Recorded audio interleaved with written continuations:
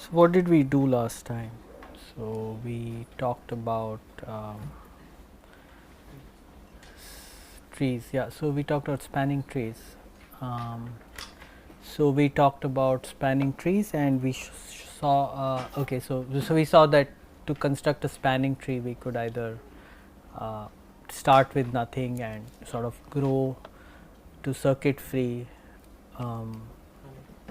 subgraphs, or we could start with all the edges and then shrink while keeping everything connected. And a maximal spanning circuit free subgraph will connect all the edges, and also a minimal connected subgraph will be will be circuit free. So, this is very much like in linear algebra when we try to construct bases. So, we could take a maximal independent set, or you could take a minimal spanning set, right, and these are the same. So, so let me just talk a little bit about matroids, and in this there are several systems of definitions. So, firstly the way it is done is to I will talk about an independence matroid.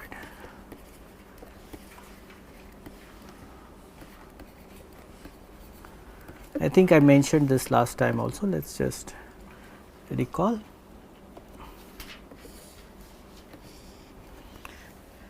So, what is an independence matroid? So, it is a set. So, it is a set so let us say X and a collection I of subsets of X. So, these two pieces of data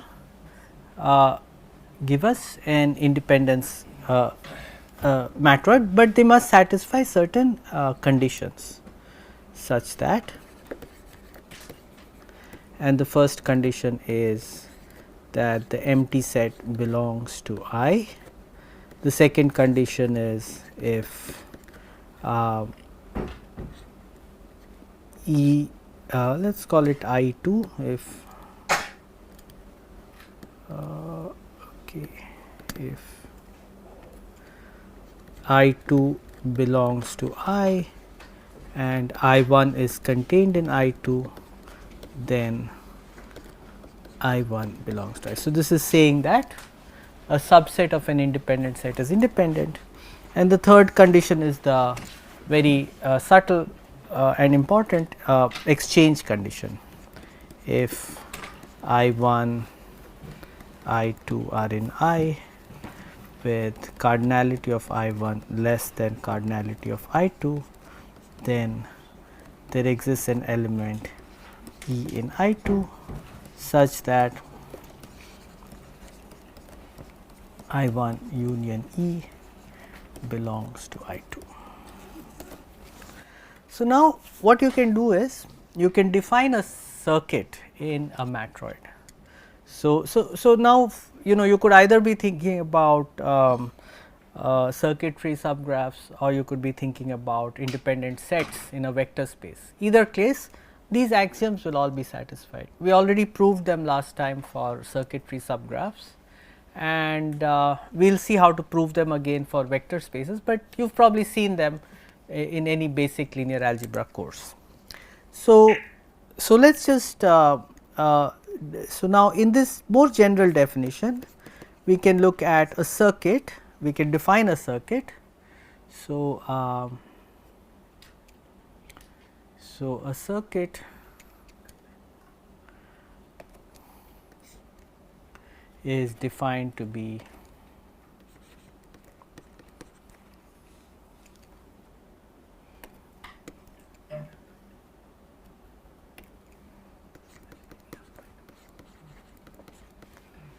is a subset of X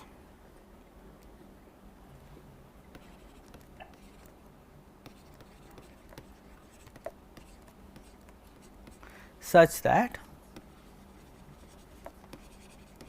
C is not in I. So, it is not independent, and for any E in C, C minus E, that is, if you remove any point from C, then this is in I. So, in graph theory, what you are saying is that a circuit is a subset which has a circuit, that means it contains a circuit, but if you remove any point, then it does not contain a circuit, which basically means that the set is itself just a circuit. In linear algebra, what you are saying is that you have a subset which is not linearly independent, but every proper subset is linearly independent. So, in some sense it has just one linear relation. So, that is what a circuit is. And yeah, belongs to I. Even union is contained in I2, right? Shifted. Third it's not belongs to I. sorry, oh yeah, belongs to I, that is right. Sometimes you think something, but write something else. Yes, thanks. Okay, so this is the definition of a circuit, and then what happens is that you can see that circuits in a matroid, in an independence matroid, circuits have the following properties. So, okay, it looks like I am only writing at the bottom of each page. Okay, anyway, never mind. So, so then these circuits have the following properties. So let C be the set of all circuits in the independence matroid X. Then C has the following properties. So, first is that the empty set does not belong to C, because we require that a circuit not be independent, right, but the empty set is independent. The second is that if C1, C2 are in C and C1 is contained in C2, then C1 is equal to C2.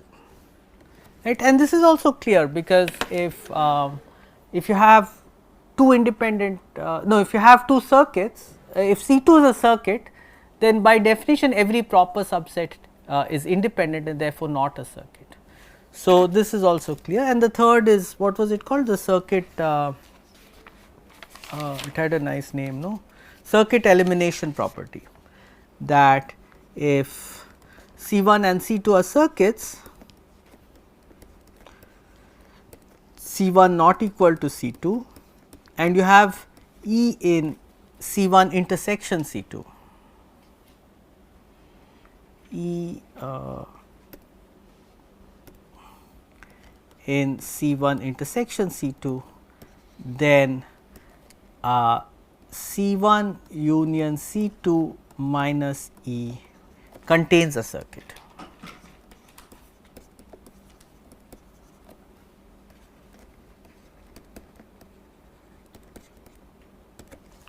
So, this third condition can be proved using the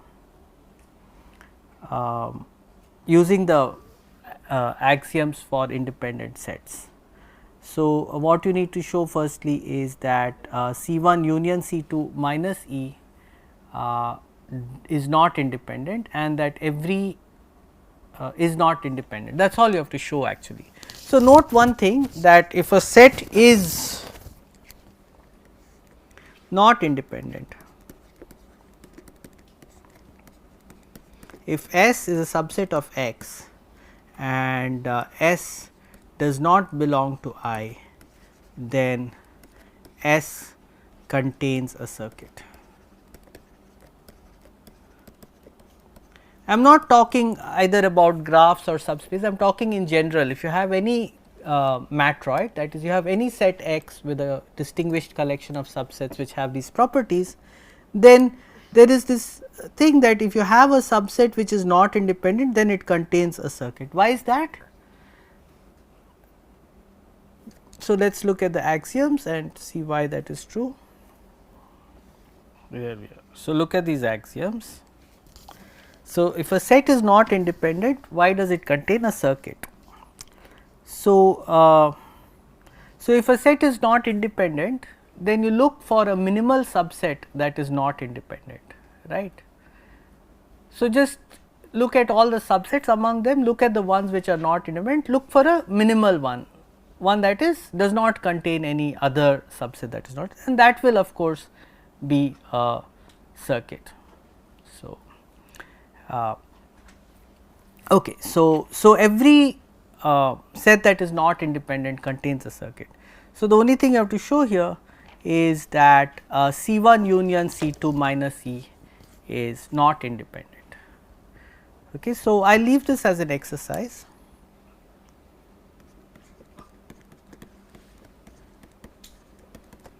Show that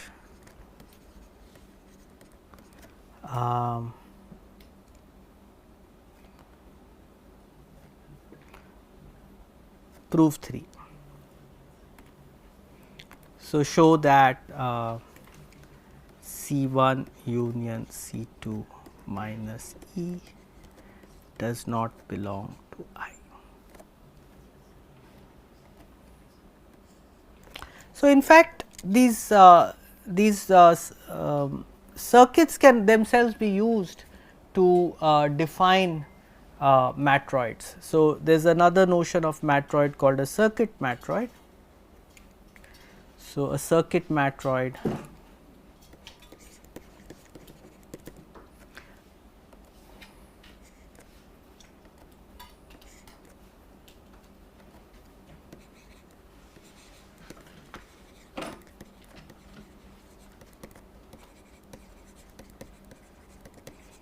is a set X together with a collection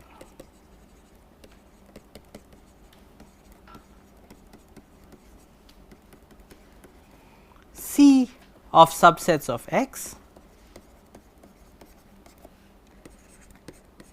satisfying,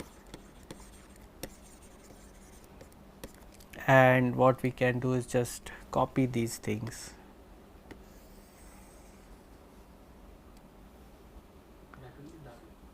Belongs to C or does not belong? Huh? Then the first number 1. Phi belongs to C Does not belong to C. Thank you.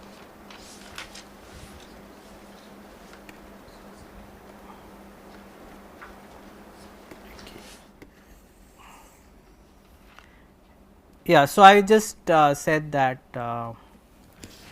you know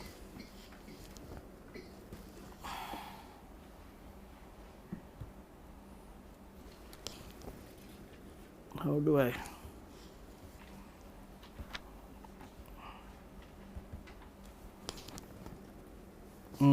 anyway, such that the conditions 1, 2 and 3 hold.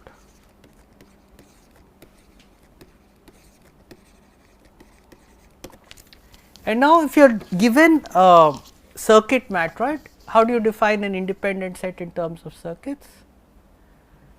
So, an independent set is a set which does not contain any circuits.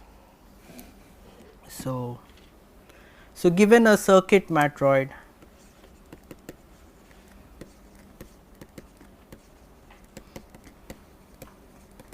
so that means you are given the data x comma c, let I denote the collection of all circuit free sets, that means sets which do not contain any circuits as subsets.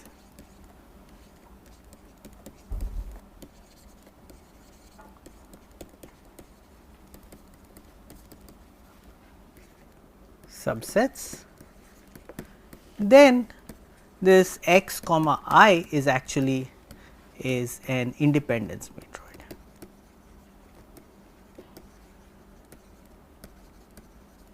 So, we actually proved this last time while drawing pictures of graphs and subgraphs.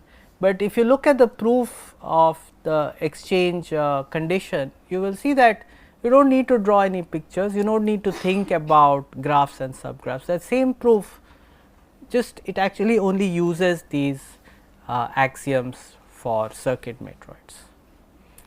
Okay, so, if you just read that proof again, you will see that every step in that proof only is based on these axioms for circuit matroids and nothing else.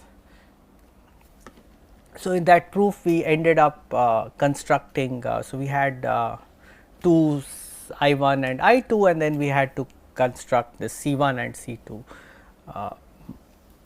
minus C and so on. So, that proof works fine. So, these are two equivalent notions. If you are given an independence matroid, then you can construct a circuit matroid from that, and if you are given a circuit matroid, you can construct an independence matroid from that.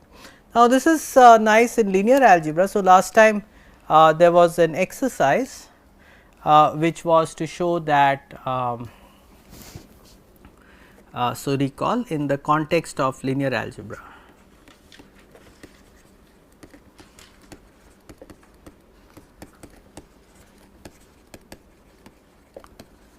So, what we will do is f is some field. I just want to emphasize that we will work over any field, not just real numbers. V is a vector space over f.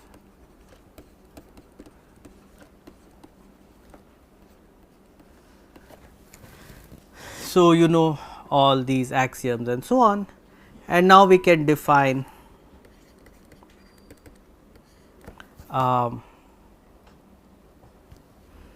linearly independent set, set I in V is said to be linearly independent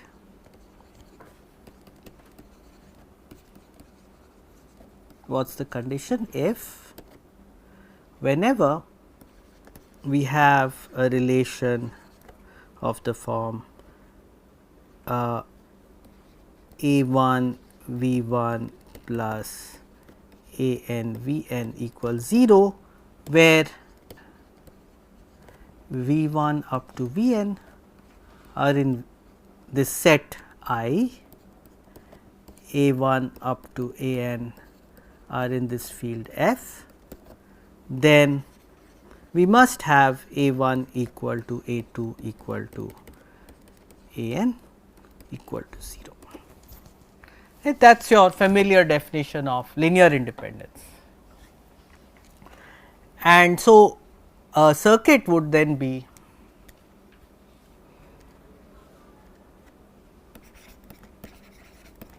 C in V is a circuit.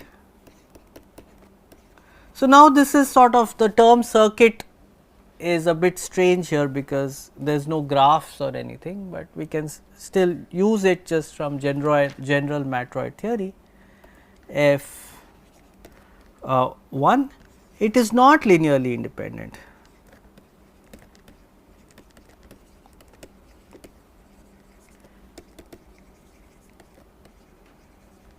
And 2, any subset of C.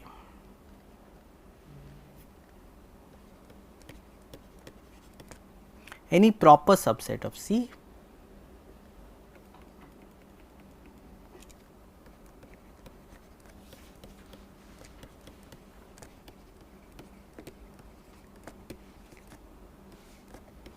is linearly independent.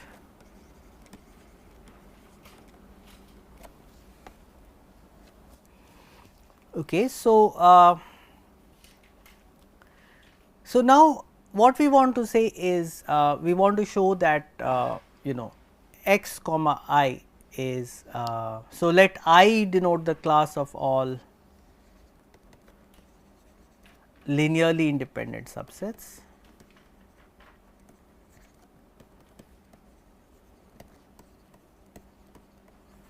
and we will call C the class of all circuits.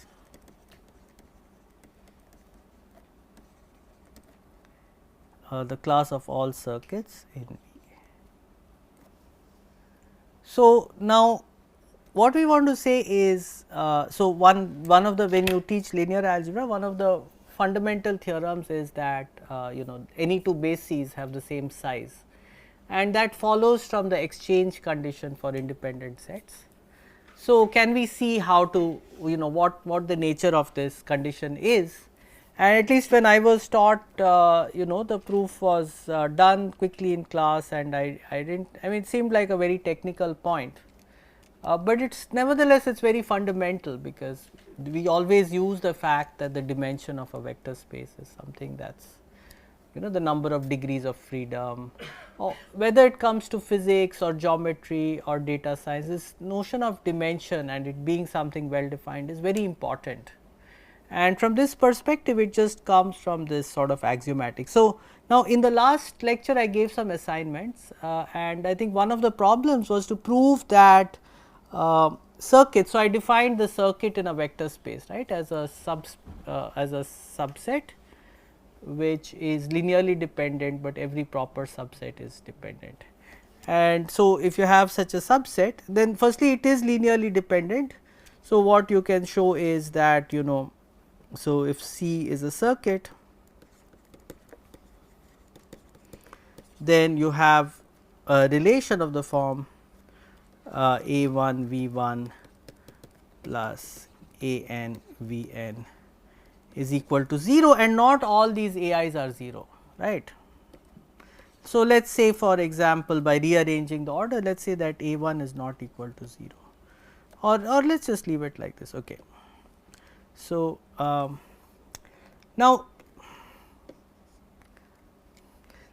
I claim that the fact that it is a circuit also means that none of these coefficients can actually be 0, right. Suppose A1 is 0, then we know that A2, A3, at least one of them is not 0, right. So, so then we would have A2 V2 plus A3 V3 plus AN Vn is 0 without but one of those A2 A3 AN is non-zero. So, that would mean that V2 V3 Vn, that is again dependent. So, that would violate the condition that every proper subset is independent. So, what we are saying is this is 0, and not only are we saying that this is 0, we are saying that A1 is not equal to 0, A2 is not equal to 0, all these coefficients are not equal to 0, right. So, now let us look at this. If we have two circuits, C1 not equal to C2, two circuits, and let us say a vector V is in C1 intersect C2, right. So, then what we can do is, we know that, so let us think of this as the first vector of each circuit. So, what we have is AV plus A2 V2 plus AM Vm is equal to 0 in C1. These are where V2 Vm, these are in C1, and then we have AV plus B2 W2 plus Bn Wn is equal to 0, and we also have this W2 Wn in C2, and we also have that these coefficients A, A2, all these are non-zero, and also B2 up to Bn are non-zero, right.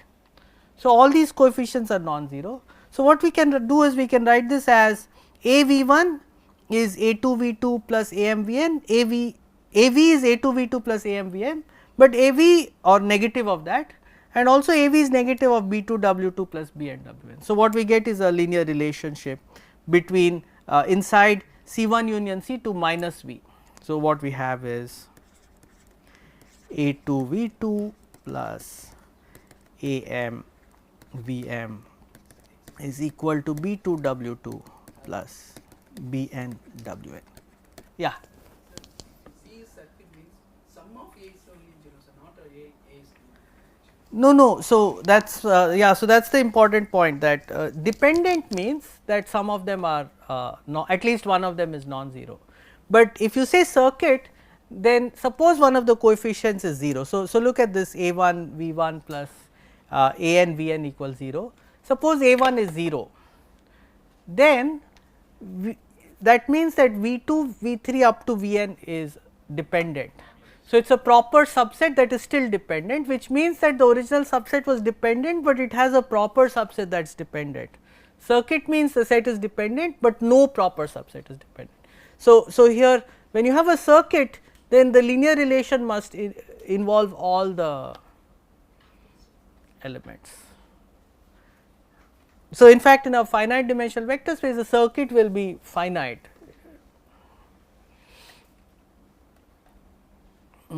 I guess any circuit, think about infinite dimensional case. Anyway, so yeah, so you have this equality. Yeah. How come? Can you explain why the coefficient of V stays the same in both the equations? Oh, yeah. It may not be the same, but you can normalize it to make it the same. Yeah, sorry. Yeah, actually, I could just take it to be 1. So let us just do that. Let us normalize. So, we will just normalize the coefficient of V to be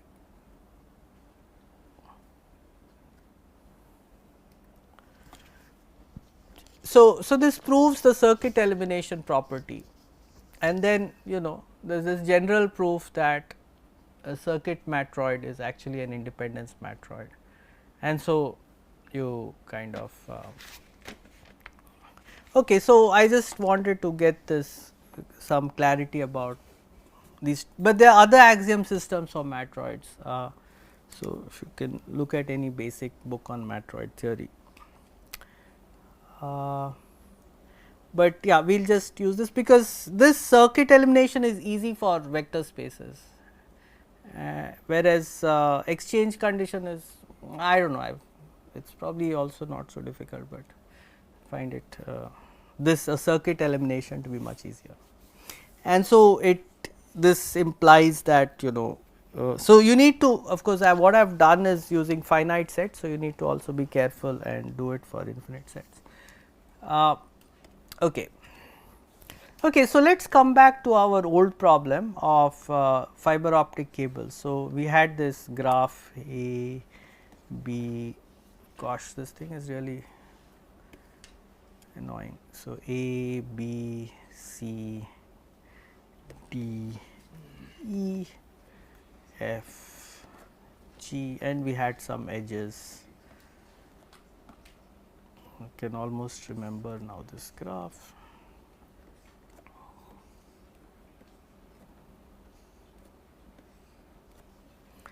And these edges had some numbers attached to them, 1, 2, 3, 4, 5, 6, 7, 8, 9.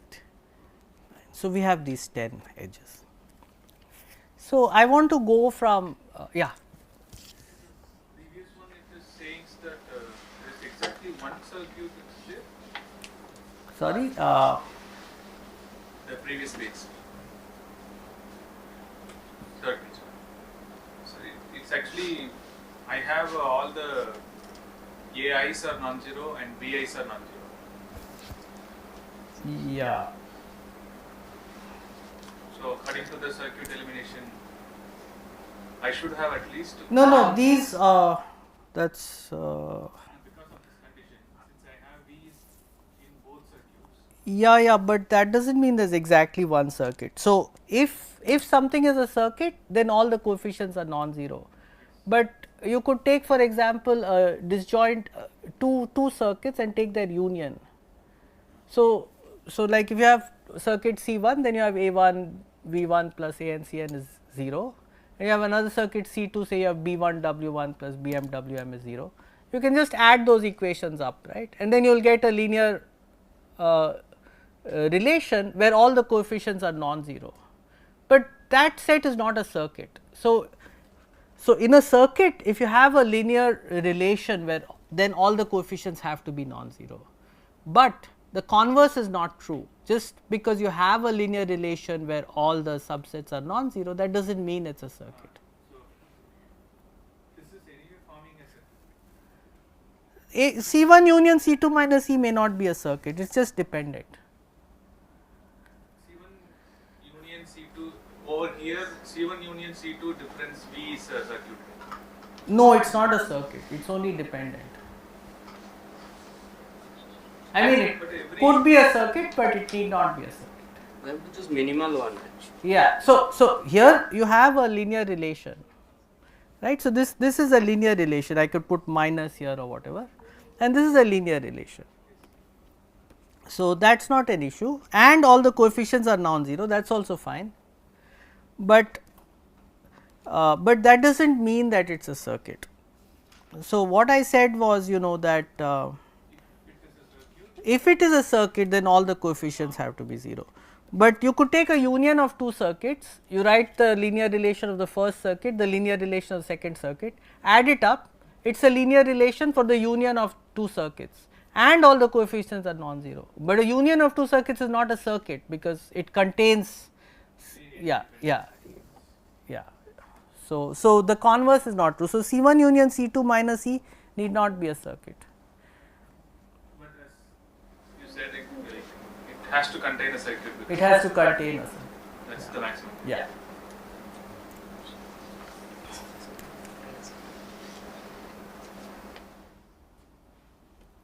Okay, so let us come back to our old problem and let us see how to model this on linear algebra.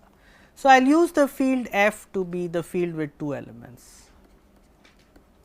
So, this is just 0 1 and you all know how to add, subtract, multiply, divide in this field. And this graph can be represented by a matrix which is called its incidence matrix.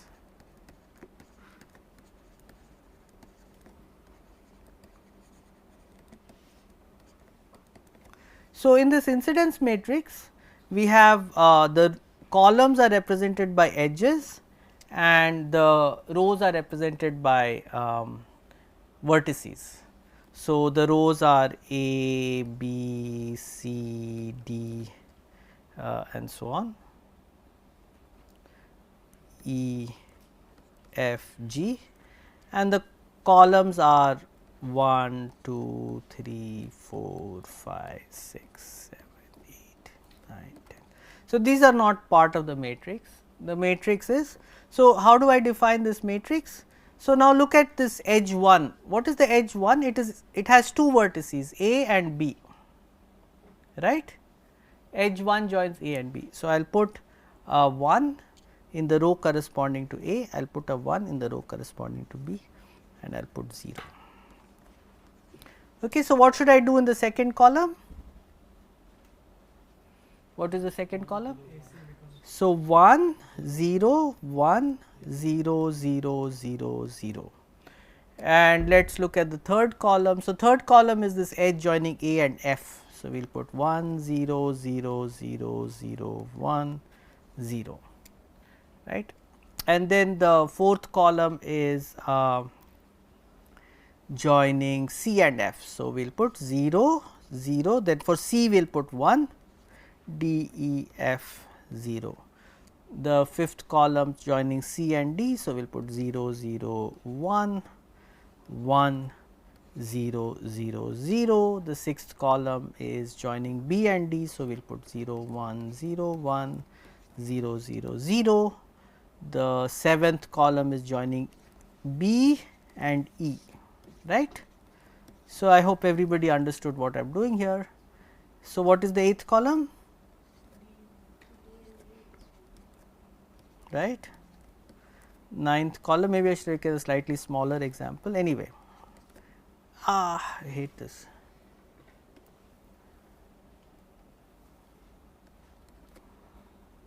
B and F, and then the last column is column 10 joins B and G.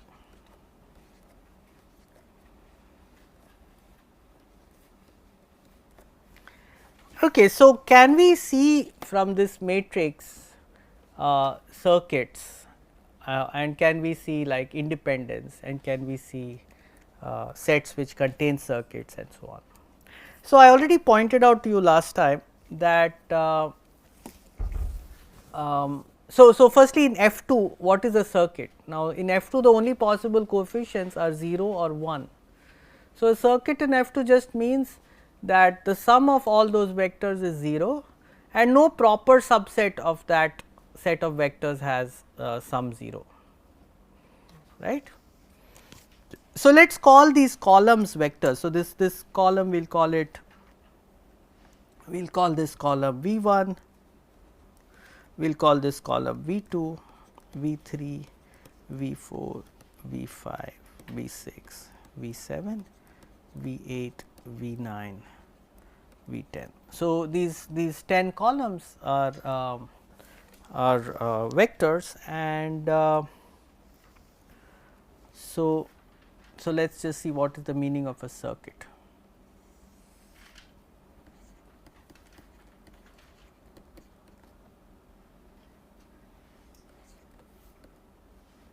So, that means so if you have a set C equals V I 1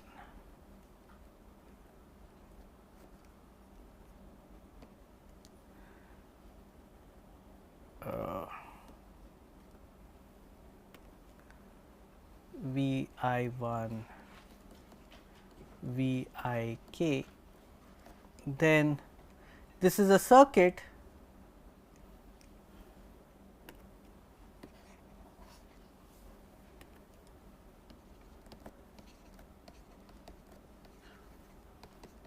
if the sum of these vectors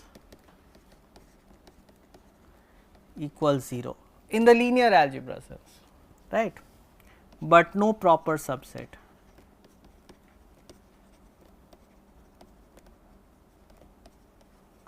has sum 0, has sum 0.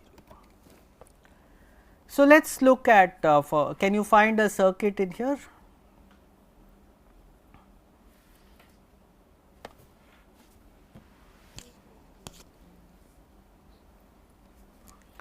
So, can you find for me some columns whose sum is 0?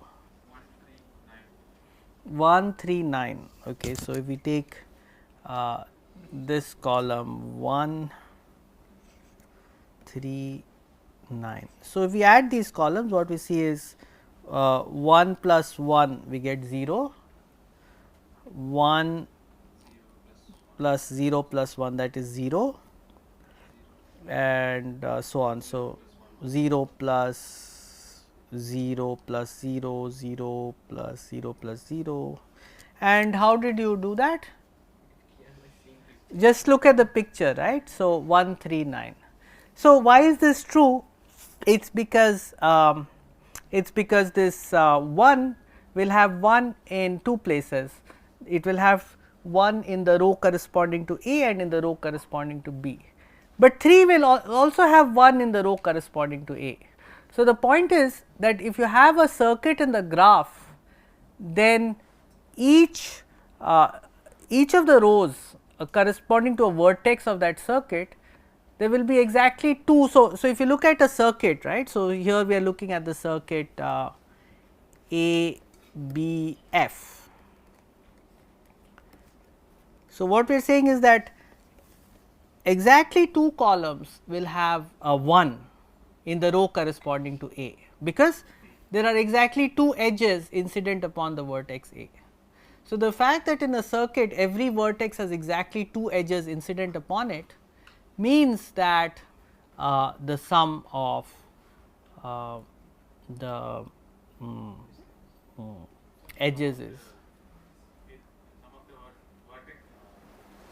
vectors, means the sum of the vectors corresponding to those things is 0.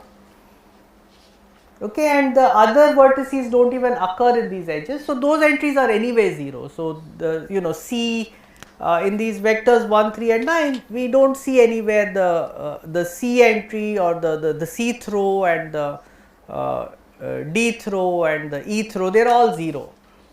So the point is that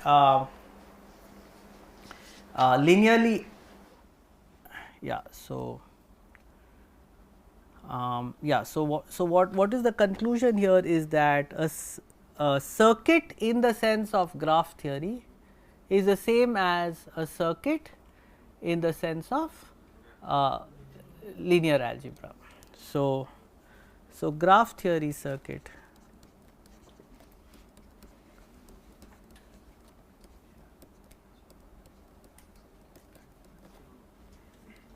equals linear algebra circuit.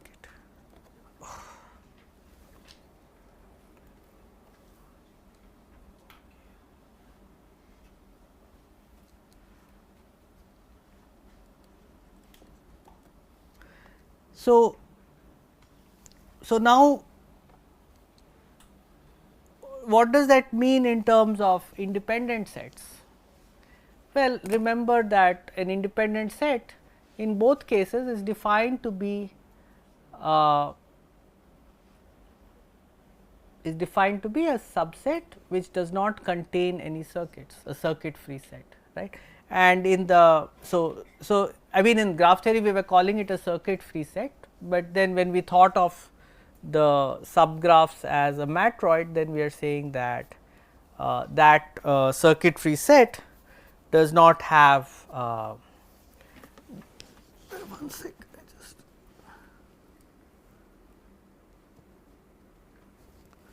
yeah. So what we are saying is that circuit free subgraphs correspond to independent sets.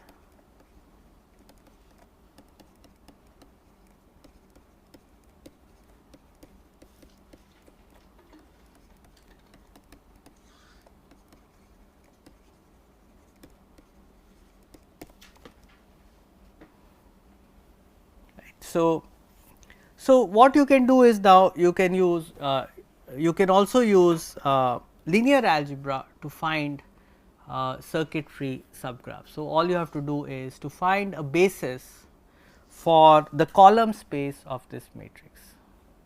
So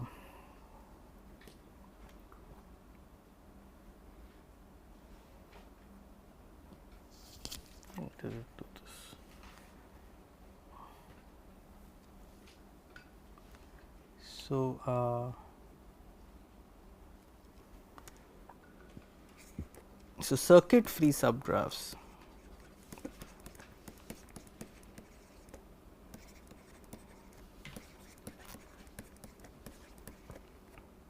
correspond to independent sets of columns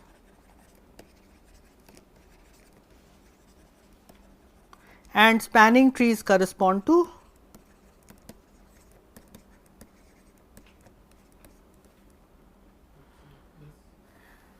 bases. And what do spanning sets correspond to?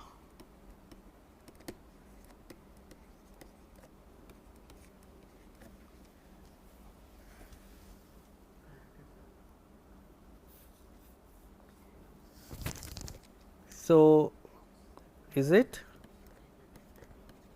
connecting whatever subgraphs which connect?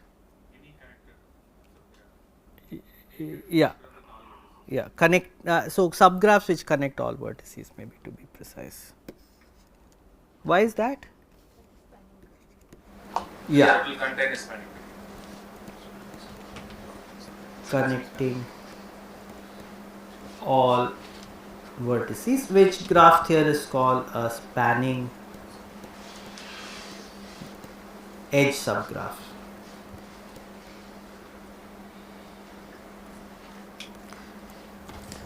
So and they call it spanning because that sort of is analogous to the linear algebra concept of a spanning set of vectors, right. So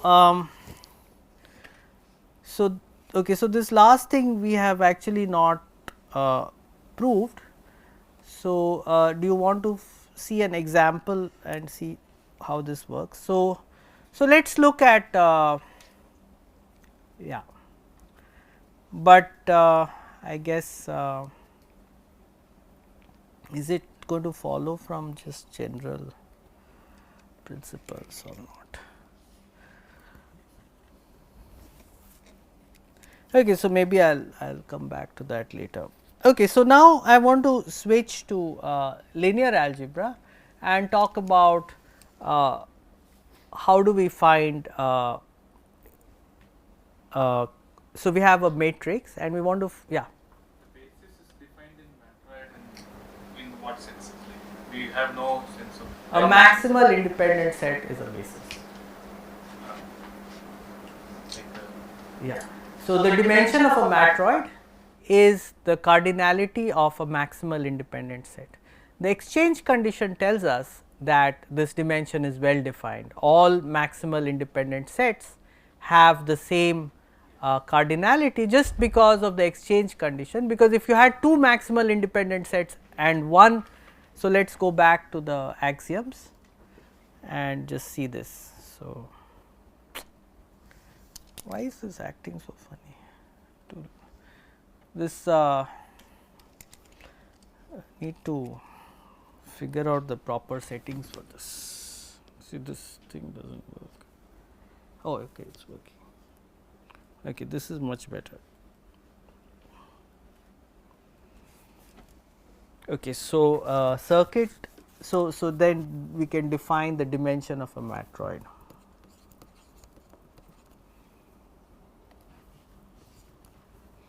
Definition / theorem. It's both a definition and a theorem. So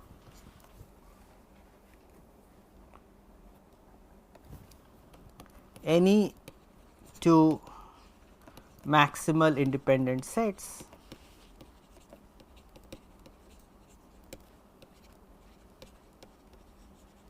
have the same cardinality. Because what this axiom 3 says, that if you have, say, let us say I 2 is maximal, or let us say I 1 and I 2 are both maximal, and if their dimension, if their cardinalities are different, then and say cardinality of I 1 is less than cardinality of I 2, then you can take some element of I 2 and put it in I 1 and still get independent sets, which contradicts the maximality of I 1. So, any two maximal independent sets have the same cardinality, and the cardinality of a maximal independent set is called the dimension of a matroid.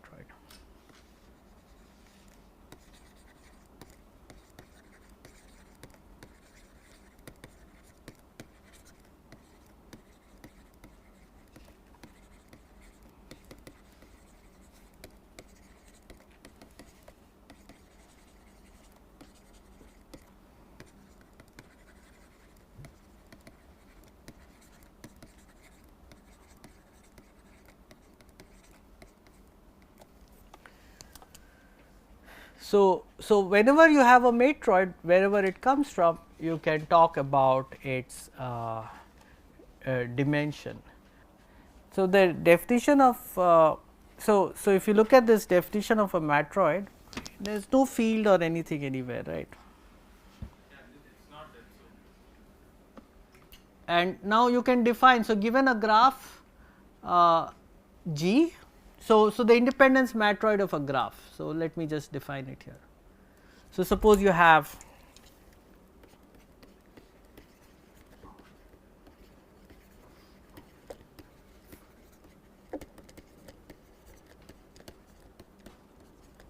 so what is a graph? It's just V comma E, right? So X is going to be the collection of all edges.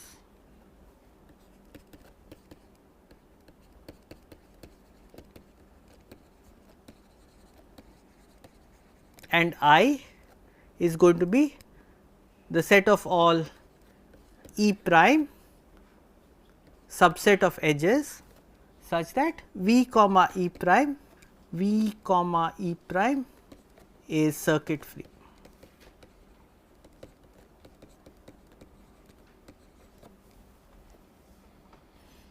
And then last time we saw that this satisfies, it is very easy. So, now you can define a circuit. A circuit is just a minimal minimal well, a circuit is a circuit, okay. So, it is just going round, but any subset of a circuit will not contain a circuit. So, the circuit satisfy the circuit metroid properties, which implies that the independent set satisfy the so, here there is no vector space, there is no field, and this is a completely looks like a completely different problem, right.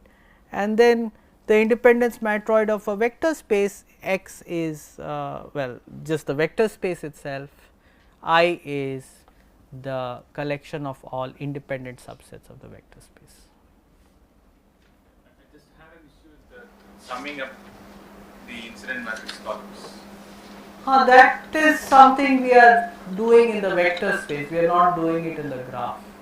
So, that does not have any meaning in the graph except sort of counting mod 2 maybe. So, but it does not have any meaning as such in the graph, right. The graph is just a set, two sets, vertices and edges. Vertices are fixed, the edges, now you are looking at subsets of edges, right, and that has no meaning in that graph theory. But somehow magically these two are related, and you yourself whether noticed it right away when you said that 139 is a circuit in linear algebra. So, these two sort of different. So, what we are saying is that linear algebra over F2 can be used to study graphs using the incidence matrix. There are a lot of other things. So, there is this famous matrix tree theorem, which tells you, gives you the number of spanning trees for a graph in terms of a determinant of a matrix. So, there is a lot of like very interesting connections between, but that matrix is now a matrix in the with integer entries, not F2 entries. So, there are a lot of interesting connections between linear algebra and graph theory. In fact, one of the earlier TEWs we organized was focusing on those, just linear algebra and graph theory. So, yeah, so this is the sort of very surprising and nice thing that you can solve the problem in graph theory by doing linear algebra over F2. So, you once you code it as a matrix, now you can just look for bases of a matrix. Okay, so so how would you find how would you find out which columns? Now, if I give you a matrix, but maybe not over, if it is over F2, then you have a nice algorithm to find out which columns are independent. You just look for, so right, if I give you a matrix over F2, you just construct the graph corresponding to it, and then you can just immediately like find out whether a subset of columns is independent or not. So, for example, we had these in my last lecture, we constructed a spanning tree, and it was we had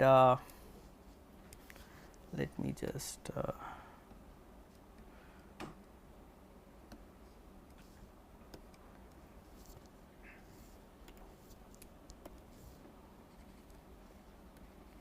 so we had this one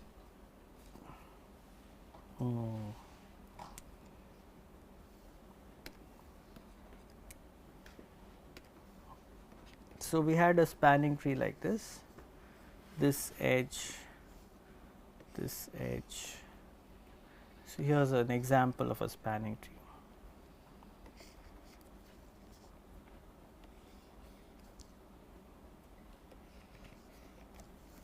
So, if I give you this matrix in F2 and I ask you, okay, what is the dimension of its column space, then one easy way for you to do it would be to just draw this graph and then use one of those algorithms to find a spanning tree, and then see how many edges are there in that, and you will actually find the dimension of the column space of this matrix. And in fact, what we are saying is that this these ones 2, 3, 9, 7, Gayatri, whatever which it didn't work. Okay, so let's 9, 7, 10 and 8. So, this set of 6 vectors is a basis, and you can easily find many other bases, right. So, you could, for example, one of the things that people do is sort of swapping edges. So, you remove this edge 7 and change it to edge 6, it will have the same it will have the same effect. Or you could if you try to remove the edge having a lot of trouble with this Wacom. So, if you remove the edge if you add the edge 5, you will have to remove the edge 2. And so, what you can do is you can just do this edge swapping, just remove one edge, add another edge and get many different bases for this for the column space of this matrix. Okay, so yeah. So if you're given a matrix in F2, you can find out the dimension by just subtracting 1 from this, right? From what he said that way. No, but it gives also the basis. Oh, we'll okay. We even find the basis When we get this back. So no, so that's not true. So if you're given a matrix over F2, it may not. Okay, that's a very interesting question. So what Daniel is saying is that if you have a matrix over F2, its rank is always going to be the number of columns minus the number of rows minus 1. That's not true, right? No, for the incident matrix it is true. Only if the graph is connected. Yes, for a connected incident matrix. So okay, so here's a question. Suppose the graph, so I just for simplicity I assume that the graph is connected, but suppose the graph is not connected, then what is the, so you're given a matrix and you have you draw the graph. So okay, so let's look at this problem. What is the rank of a 0 1 matrix, right, over F2 of course. So so let's look at an example where we have a graph that is not connected. So let's say it has like some 4 components. So it looks like this. I'll give up on naming the edges.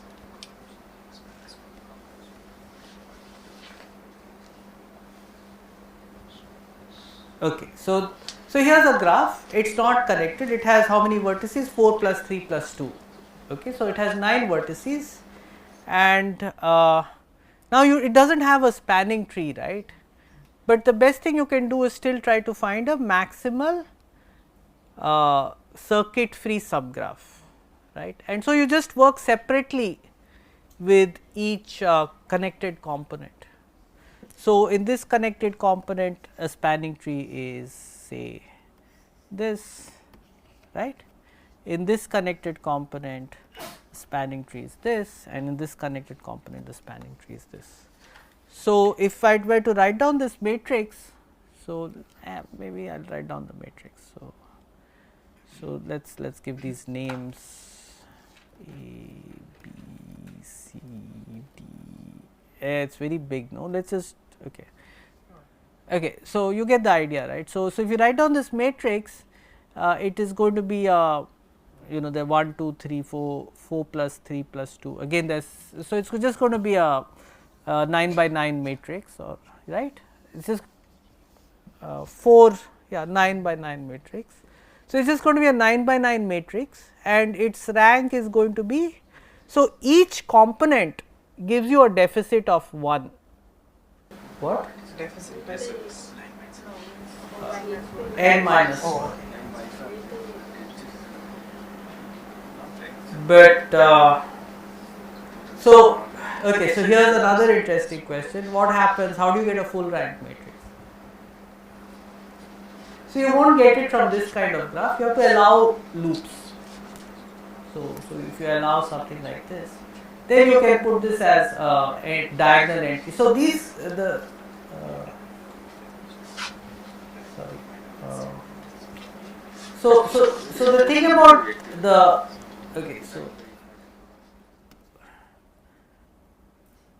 so the rank of the incidence matrix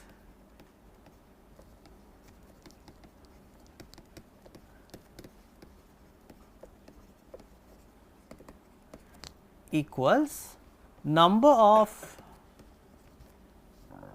what is it? Number of vertices, sorry,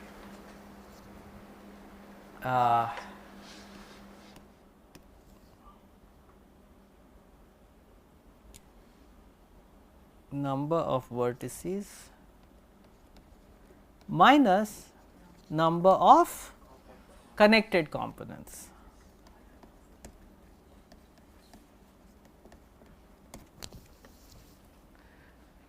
Okay, but this does not quite give you an algorithm for computing the rank of any any matrix over F2, because not every matrix will be the incidence matrix of a graph, right. The incidence matrix of a graph will only have 2 non-zero entries in each column. In fact, if you add up all the rows of this graph, you will get 0. So, it can never have full row rank either. So the rank will always be sort of less than the number of vertices, and it will be so it is not true that you can use this to compute the rank of a matrix so easily. So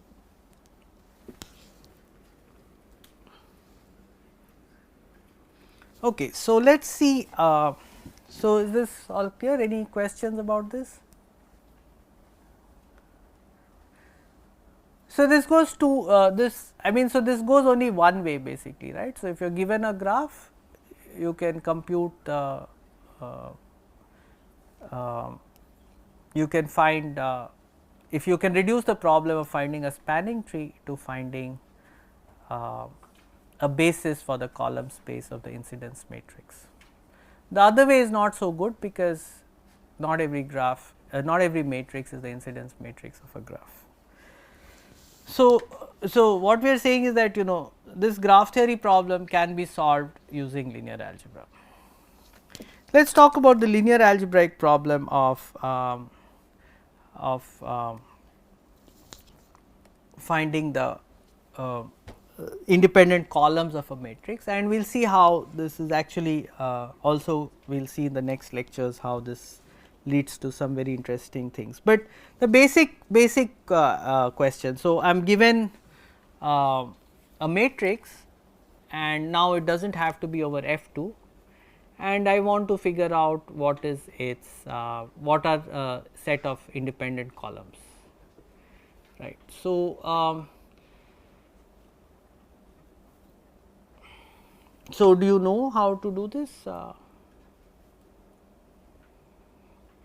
I want to find basis for columns. Use REF and What is our row reduced echelon form. yes? So what we can do is, so let's just we could even look at this matrix here. Okay, here we are. So we have this matrix, and we want to find out set of independent columns. So what can we do to this matrix without so suppose so you said to use row reduced echelon form, right. So what I could do is, for example, suppose I take this matrix, and I already know that the first column, well, it is non-zero. So by itself it forms a linearly independent set, right. So let us now try to see what columns I can add to that, right. So I start with the first column, and this is a linearly independent set, and now I look at the second column, right. So the question is it dependent on the first column or not, right, and in this case it is clearly not, because there is a 1 over here, right. So,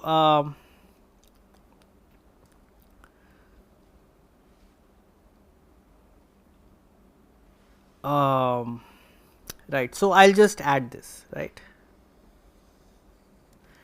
Now, I want to look at the third column and see if it is dependent on the first two, and clearly it is not, because there is a 1 over here. So, the thing is there is somehow this sort of nice pattern which makes it very easy to determine whether the columns are independent or not. So, but now when I look at the next one, it is a bit more complicated. What about column 4? Is it really dependent on the previous columns or not? So, we would have to take this column plus this column, right, and so we can just check that, yeah, okay. So, if we take this plus this, then we get, so 2 plus 3 gives us 4. So, let us leave out 4 and then let us look at the column 5.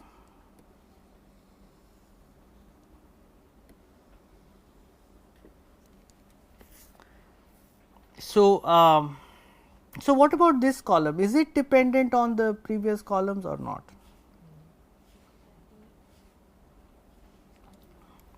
So, here this column must have coefficient 0, because here we have 0 and nothing else has a non-zero vector.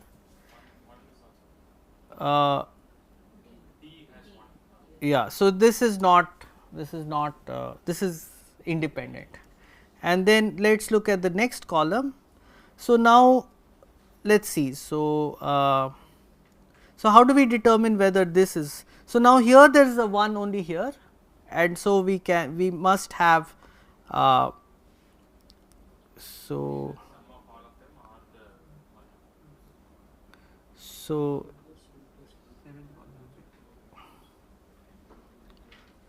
so is this dependent? You are saying it is a sum of all of them, is it? No.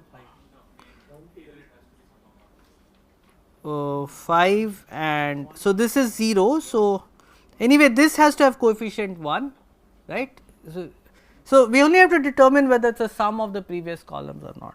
So, we look at this, then this has to have coefficient 1. So, this has to be there and this has to be there. So, it has to be V 2 plus V 5 plus maybe some other things. Here also there is a 1. So, V 2 plus V 5 plus V 1, which works. So, this we leave out and then we do we look at oh, we have to still find 2 more, okay, and this is getting somewhat painful. So, the 7th one you are saying is independent, but you know much more easily in this case we could just look at the graph and do it. Okay. So, anyway we already done this I think once before. So, you get these 6 independent columns, but as you can see when columns accumulate things get a little more complicated. So, what you need to do is find some systematic algorithm for generally figuring out a set of independent columns and to find out the column space of the matrix. So, so actually row reduced echelon form will not work here, you need to do column form, but the more common thing to do is row form. So, let me just so, the algorithm that is involved in doing these kinds of calculations is called Gaussian elimination, and this is a very fast algorithm for doing things in linear algebra. It's so another way to do things is to try to compute minors and so on. That those are there are too many this thing. So, this Gaussian algorithm elimination is an extremely fast method for finding out for finding bases and so on of subspaces. So, let us just change gears slightly and go to this algorithmic side of linear algebra, and later I will try to relate this back to again these things. So, let's go down to 6. So, firstly we talk about this, yes, as you all row operations.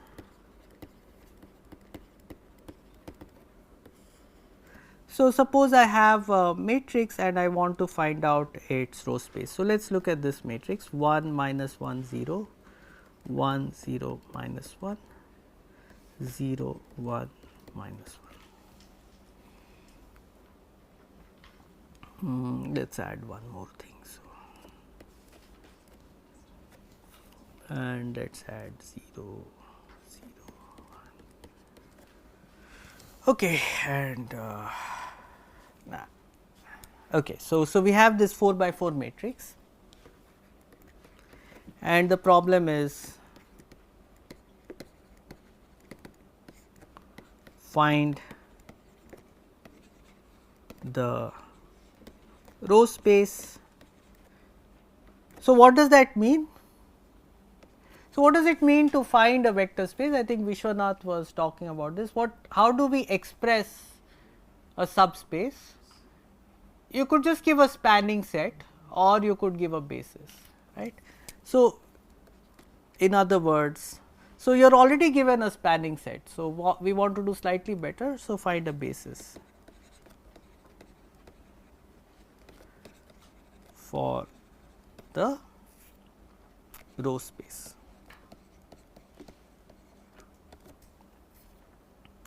So, I think you all know how to do this. So, what you do is you do row operations. So, the main observation is that there are certain operations you can do to simplify the matrix which does not affect the row space, right. So, if I were to take elementary row operations do not affect the row space.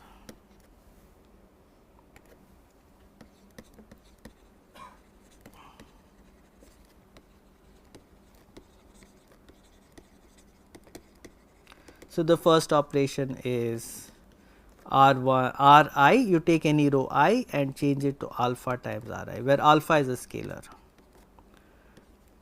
The second operation is you interchange R I and R j, say I not equal to j. You could interchange R I with itself, but that does not do anything. And the third operation is R I goes to R I minus alpha R j, and here you certainly want I not equal to j, alpha belong to f, because if you change R I to R I minus R I, then you are just killing that column, and then so these do not change the matrix. And what you can do now is you can just apply these to bring the matrix to a nice form from which you can easily see whether vectors are dependent or not. So, let us just do it for this matrix. So, the first thing you do is okay, so here we already have a non-zero element in the first row and first column. So, we will try to eliminate all the other entries in the first column. So, what we will do is we will do R 2 goes to R 2 minus R 1, and so what we get is 0, but this becomes 1, then this becomes minus 1, and this becomes 0, and then we have this 0 1 minus 1 0. So, we will do now R 3 goes to R 3 minus R 2, and we will get 0 0 0 0, right. And now we are left with this row 0 0 1 minus 1. So, what now the thing is what we do is without changing the row space we can interchange the last two rows. So, we will do R 3 interchange R 4. So, I will just write this as 0 0 1 minus 1 and 0 0 0 0, and now we are done. So, what we have is that the row these vectors which remain are a basis, the non-zero vectors form a basis. Now, they are clearly linearly independent because the leading ones are in different columns, right. So, these vectors are linearly independent because the leading ones are in distinct columns. So let us just say where we are going with this. So, next time we are going to look at so now this echelon form is very good for solving linear equations, because if we think of, so if we have a system of linear equations,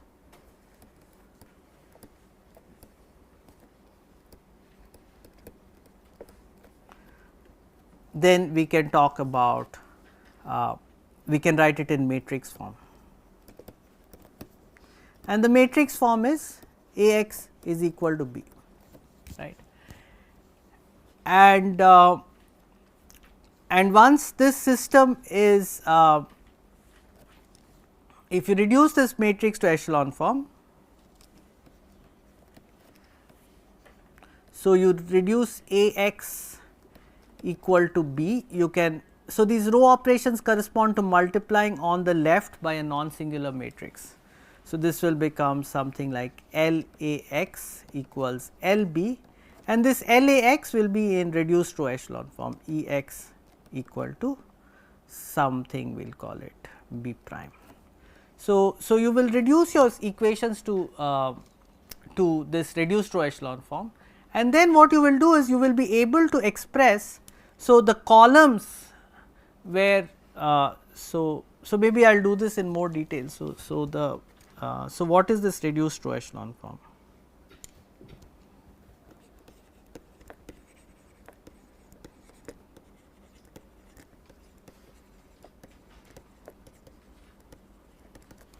So it has the following properties.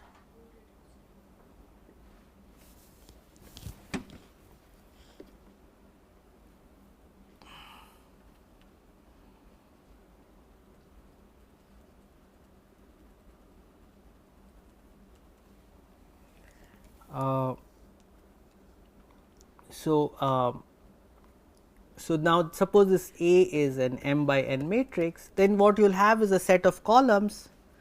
There exists a set, a collection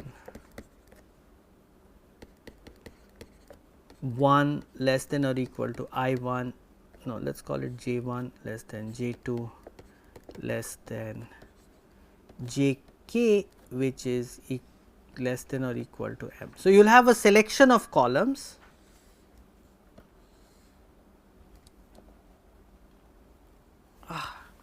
we have to really fix the settings on this thing. So, the j 1th column, j 2th column up to j kth column. In the j 1th column, the vector you have is the vector with 1 in the first row and zeros everywhere else. In the j 2th column, you have the vector with 1 in the second row and 0 everywhere else.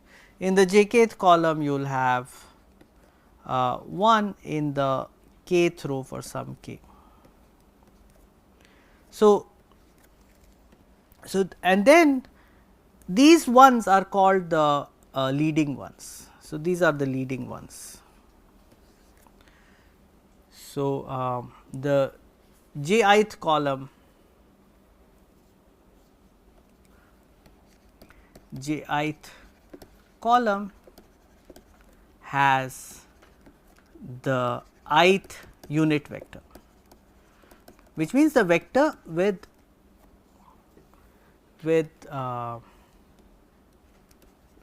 1 in the ith column, and okay, I mean you already know all this. So, I am just recalling. So, j ith column has the ith unit vector, and these ones in these columns j 1, j 2, j k are called the leading ones. So, the entries, so let us put it in presentation mode.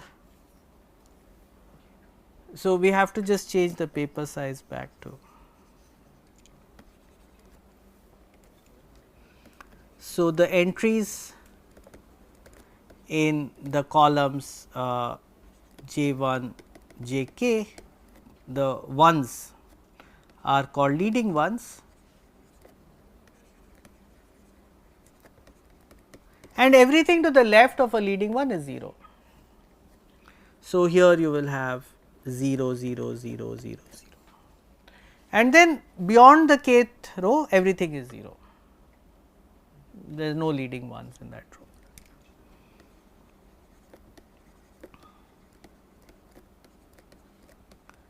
So, if you look at what this equation is saying, this equation is saying out of that x j 1 plus, then you only saying that the higher variables, right.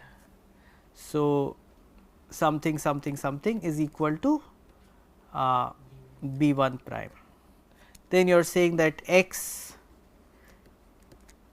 j 2 plus something something something is b 2 prime, and here the j 1th entry does not occur. So, what this lets you do is it lets you express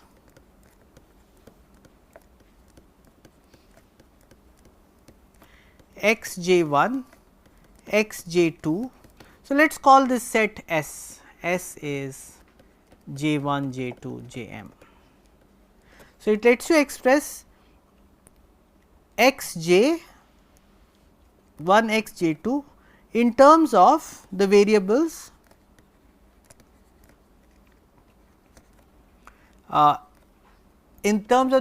which do not correspond to S. So, it lets you express the variables of S in terms of the variables not in S.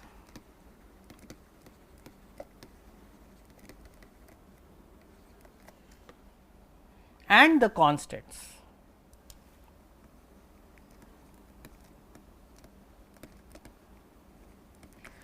Okay, and this is a key point that is used in the simplex method in linear programming, that you will be able to express some of the variables in terms of the other variables, and these variables correspond precisely to the pivot columns. Okay, so next time what I will do is I will introduce the simplex method of linear programming. We will look at these possible sets of pivot columns, and then we will try to further understand what their structure is going to be. Okay, so maybe I will stop here.